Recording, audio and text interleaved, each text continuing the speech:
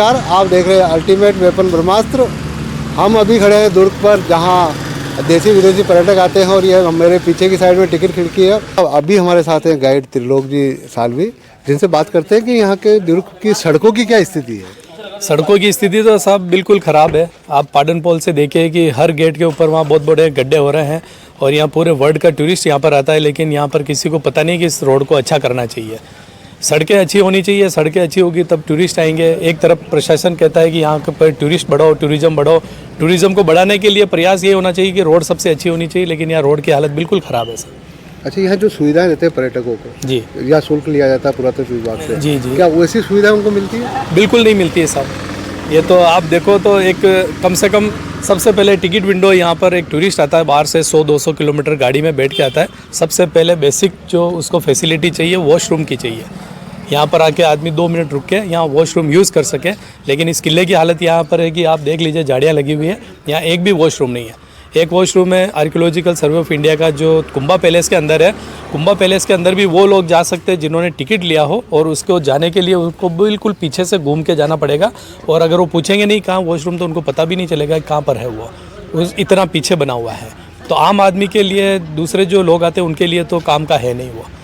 और कभी भी कोई बहुत सारे वीआईपी आते हैं, उस दिन मोन्यूमेंट को बंद कर दिया जाता है, तो क्या दूसरे टूरिस्ट आते हैं तो उनको देखने के लिए नहीं जाने देते, तो ये चीज़ अच्छी नहीं होती सर। यहाँ जाम की स्थिति का मेन मुख्य कारण क्या है? जाम की स्थिति का कारण तो सड़कें चौड़ी होनी चाहिए सर। सड़कें बिल्कुल सकड़ी है यहाँ की, जो उस ज़माने में बनी है उनको चौड़ा नहीं किया कभी भी, तो चौड़ी होनी चाहिए। और अंदर की जो पार्किंग है वो पार्किंग बिल्कुल छोटी है। हमेशा गाड़ियाँ लाइन में खड़ी रहती, यहाँ पर रोड के ऊपर खड़ी रहती है। अगर वो पार्किंग में खड़ी रहेगी तो बाहर से निकलने वाले आदमी आराम से निकल सकते हैं। तो रोडों का चौड़ीकरण होना चाहिए। अब भी कुछ पुरातत्व विभाग की टीम भी आई हुई, दिल्ली से भी अधिकारी आए हैं, जोधपुर से भी आए हैं। जी, क्या उस संबंध में आपने गाइड ने इनको अवगत कराया? सब बहुत बार अवगत कराया है। और पैलेस ऑन व्हील्स जो ट्रेन आती है, उनके जो मालिक जिन्होंने अभी ले रखा है भगत सिंह जी ने, उन्होंने भी कलेक्टर साहब को इंटीमेट किया था कि यहाँ वॉशरूम की हालत इतनी गंदी है। तो वो तो एक बड़े आदमी है, और एक पैलेस ऑन व्हील्स के टूरिस्ट आते हैं, उनको थोड़ा अच्छा समझ के, वीआईपी टूरिस्ट समझ के उनके लिए वो काम कर दिया है कि जिस दिन शुक्रवार के दिन वो ट्रेन आती है उस दिन वो वॉशरूम अच्छे होते हैं। बाकी 6 दिन आप आके देखो, उनको हालत ऐसी, अंदर जाने की इच्छा नहीं होती लोगों की। तो अभी विजय स्तंभ की बात की जाए या दूसरे जो ऐतिहासिक स्थल है, क्या उनको बंद कर रखा है? विजय स्तंभ के वहाँ तो है ही नहीं, वॉशरूम है ही नहीं। और विजय स्तंभ तो खुला हुआ है, लेकिन एक मंदिर है नीचे, शिव जी का मंदिर है, गोमुख कुंड है, वहाँ जाने के लिए भी लोकल आदमी भी जाएगा तो उसको टिकट लेना पड़ेगा।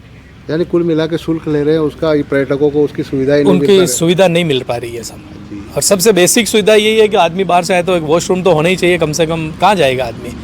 नहीं तो अभी जैसे लाइटिंग के लिए भी लाखों करोड़ों रुपए खर्च किए दुर्ग पे, क्या वो व्यवस्थित चल रही है? लाइटिंग है सब, वो दीवार पे चलती है। तो वो नाइट टूरिज्म बढ़ाने के लिए वो किया था कि रात को 11-12 बजे तक टूरिस्ट यहाँ पर रुक सके, लेकिन टूरिस्ट रुकेगा कैसे? जब उनके लिए बेसिक फैसिलिटी नहीं होगी तो टूरिस्ट रुकेगा कैसे यहाँ पर? यानी इसीलिए टूरिस्ट का यहाँ पर नहीं है, ठहराव होता ही नहीं है, उदयपुर निकल जाते हैं। उदयपुर निकल जाते हैं जब ट्रैफिक जाम होता है। और ये चलता light and sound show Kumbha palace के अंदर, ये उसका एक अट्रैक्शन था कि यहाँ पर टूरिस्ट रुक पाए। लेकिन बड़ी पोल के उधर से ट्रैफिक को इधर डाइवर्ट कर दिया जाता है, गाँव की तरफ से या ऊपर से। तो वो लोग जब इधर आए नहीं पाएंगे तो वो कैसे इसको लाइट एंड साउंड शो को देखेंगे? ये हर बार की समस्या है ये। यानी चित्तौड़गढ़ दुर्ग जो है वो 3 एजेंसियों में पिसा हुआ है। बिल्कुल पिसा हुआ है, मतलब पुरातत्व विभाग भी है। वो कहते हैं राम भरोसे चल रहा है ये किला, किसी को इसकी सूझ नहीं है। जो अधिकारी, बड़े अधिकारी है, वो इसकी सूझ नहीं लेते हैं। बाकी आर्कियोलॉजिकल सर्वे ऑफ इंडिया के जो यहाँ पर अधिकारी है, उनको समझना चाहिए कि आते ही पहले लोगों को क्या है कि वॉशरूम की ज़रूरत होती है, तो ये इतनी जगह पड़ी हुई है, यहाँ पर बनवा सकते हैं। अगर ऐसी व्यवस्था अगर रहे तो हमेशा अगर ऐसी होती है तो बहुत अच्छा रहेगा, ये कि टूरिस्ट सब खुश होकर जाएंगे। यानी पुलिस विभाग कहता है कि हमारा पुरातत्व विभाग, अभी मैं जा रहा हूँ सब, ये मेरे पास टिकट है, अभी मेरा ग्रुप आ रहा है, मैं उनको घुमाने के लिए जाऊँगा। अभी वो मुख्यमंत्री जी आ रहे हैं, तो अभी कुंभा पैलेस में गाड़ी नहीं रुकने देंगे। तो ये मैं टिकट लेके जा रहा हूँ, और वो जो ग्रुप आ रहा है वो साउथ इंडिया से आ रहा है, तो वो इस किले के ऊपर क्या लेके जाएगा? कुंभा पैलेस नहीं दिखाएंगे तो कुंभा पैलेस के अलावा विजय स्तंभ है अट्रैक्शन, और कुंभा पैलेस सबसे मेन पैलेस है, लेकिन वही मैं नहीं दिखाऊंगा तो लोग मेरे से क्या लेके जाएंगे? और हमारे साथ में युवा गाइड हैं जिनसे हम बात करते हैं कि चित्तौड़गढ़ में जो देसी विदेशी पर्यटक आते हैं उनकी सुविधाएँ, किस तरह की सुविधा है यहाँ पर? देखिए, सुविधाएँ तो कुछ कमी है यहाँ पर। सबसे पहले जो टूरिस्ट यहाँ पर आता है उदयपुर से, यहाँ अगर वो कहीं रेस्टोरेंट या कई जगह उचित अपनी टॉयलेट वगैरह के लिए नहीं रुकता है, टॉयलेट करने के लिए, तो उनको यहाँ पर आने के लिए सबसे पहले अगर वो टॉयलेट की रिक्वायरमेंट करता तो यहाँ टॉयलेट नहीं है। टॉयलेट के लिए या तो आपको कुंभा पैलेस के अंदर जाना होगा, या फिर आपको कैफेटेरिया जाना होगा, या फिर पद्मनी पैलेस जाना होगा।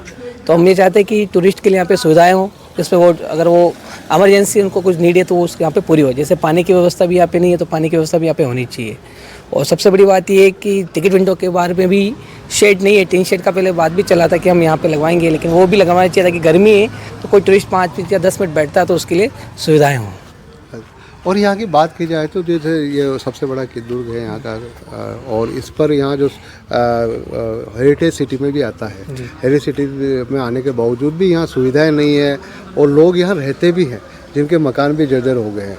तो यहाँ उनको किस तरह की परेशानी आती है? सबसे बड़ी जो गांव के बीच में आप जाके देखेंगे तो जो पुराने घर है जो जंजर अवस्था में है, उनकी भी हालत बहुत ख़राब है, क्योंकि कोई लोग यहाँ पे निवास करते हैं, बहुत से यहाँ से पलायन भी कर चुके हैं। तो उनके घर में मेंटेनेंस नहीं होने के कारण बहुत सी दुविधाएं ऐसी बनी। कोई अगर बाइक से अगर रोड पे निकलता है तो उसके ऊपर भी पत्थर गिरने के चांस रहते हैं। तो हम भी चाहते हैं कि उनकी जो मूल सुविधाएं उसको भी वो पूरा किया जाए, ताकि वो जंजर अवस्था में जो घर है उनको रिपेयरिंग हो।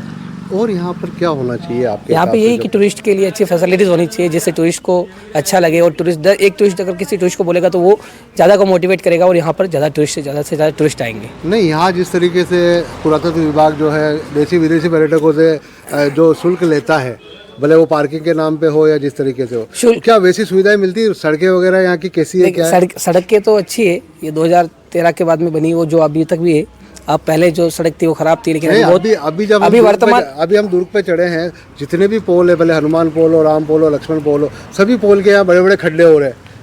तो सबसे बड़ी बात ये है कि ये जो रोडे का काम मेंटेनेंस है वो नगर परिषद या फिर यूआईटी करवाती है। तो यूआईटी के अधिकारी को भी देखना चाहिए कि क्या कंडीशन कितनी खराब है, क्योंकि हेरिटेज में आ रहा है नगर हेरिटेज में, लेकिन जो रोड वगैरह कंस्ट्रक्शन करते हैं नगर परिषद ही करवाती है। अच्छा, यहाँ जो तो हाँ, यहाँ के जो वार्ड को नगर परिषद में दिया हुआ है, तो हम चाहते हैं कि वो मूलभूत सुविधा को पूरी करें, क्योंकि रास्ते बहुत ख़राब है। इमरजेंसी में ऐसी कंडीशन में देखो, नाइट को अगर कोई आता है उसे पता नहीं, तो वहाँ पे एक्सीडेंट होने का भी उसके चांस रहते हैं, और बहुत से एक्सीडेंट ऐसे हुए हैं।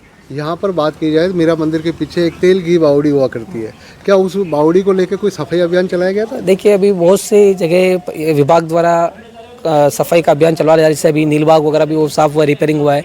चतरंग के यहाँ पे भी मेंटेनेंस किया है। तो वो विभाग के जैसा वो टेंडर वगैरह जो उनकी प्रक्रिया होती है उसको पूरा करे, वो थोड़ा बहुत रेनोवेशन सब जगह चल रहा है। तो अभी जैसे आप कह रहे हैं कि यहाँ नगर परिषद का वार्ड है, और इस वार्ड के अंदर यहाँ के वार्ड में जो है नगर परिषद भी विकास करवाती है जी, लेकिन यहाँ के जो लोग पुराने जो घर है वो तो जर्जर है, लेकिन जो होटल व्यवसायी है वो धड़ल्ले से होटल बनाया जा रहा है। वो तो सर जिसकी जैसा होता है वो उनके ऊपर में, इसके बारे में मैंने कुछ नहीं तो आप यहाँ काफ़ी समय से गाइड का काम कर रहे हैं, क्या आपको नहीं लगता है कि धरोहर को नुकसान हो रहा है? हेरिटेज में आता है, लाखों करोड़ों रुपए लगे हैं, विश्व पोर्टल पर इसका नाम है चित्तौड़गढ़ दुर्ग का। ये सर, मैं एक बहुत छोटे लेवल का आदमी हूँ, उसके बारे में, बड़े लोगों के बारे में कहाँ से कुछ बोल सकता हूँ। अब